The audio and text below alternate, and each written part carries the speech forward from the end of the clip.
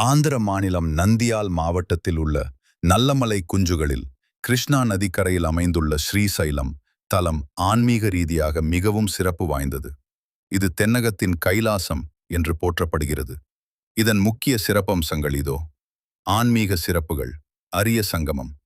இந்தியாவில் ஜோதிர்லிங்கமும் சிவன், மகாசக்தி பீடமும் அம்பாள் ஒரே வளாகத்தில் அமைந்துள்ள ஒரு சில தலங்களில் இதுவும் ஒன்று. மல்லிகார்ஜுனர் ஜோதிர்லிங்கம். இங்கு சிவபெருமான் 12 ஜோதிர்லிங்கங்களில் ஒன்றாக மல்லிகார்ஜுன சுவாமி என்ற பெயரில் சுயம்புவாக அருள்பாலிக்கிறார். பிரம்மராம்பா தேவி சக்தி பீடம். அம்பாள் 18 மகாசக்தி பீடங்களில் ஒன்றாக பிரம்மராம்பா தேவி என்ற பெயரில் அருளுகிறார்.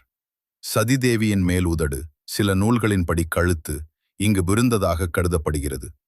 தேவார பாடல் பெற்ற தலம்.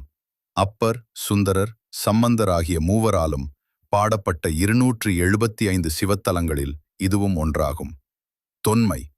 திரேதாயுகத்தில் ராமபிரானும், துவாபர யுகத்தில் பஞ்சபாண்டவர்களும், கலியுகத்தில் ஆதிசங்கரரும் இங்கு வந்து வழிபட்டதாக புராணங்கள் கூறுகின்றன. தனித்துவமான நடைமுறைகள். லிங்கத்தை தொடலாம்.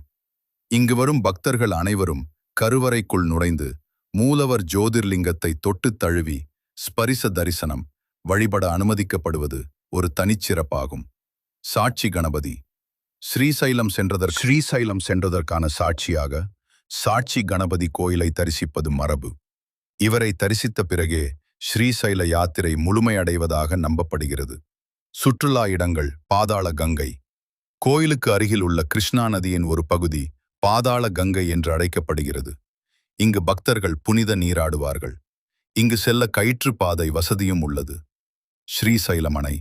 இந்தியாவின் மிகப்பெரிய அணைகளில் ஒன்றான ஸ்ரீசைலம் அணை இங்கிருந்து காணத்தக்க ஒரு முக்கிய இடமாகும்.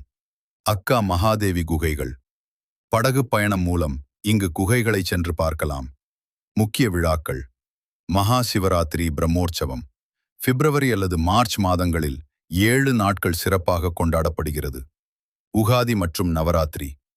உகாதி திருவிழா 5 நாட்களும், தசரா